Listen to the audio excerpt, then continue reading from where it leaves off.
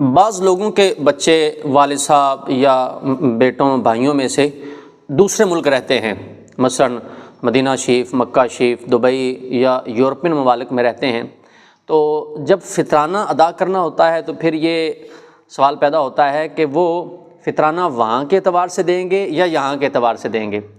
تو اس کے بارے میں جو حکم ہے وہ یہ ہے کہ جس جگہ وہ بندہ موجود ہے جس کا فطرانہ ادا کرنا ہے،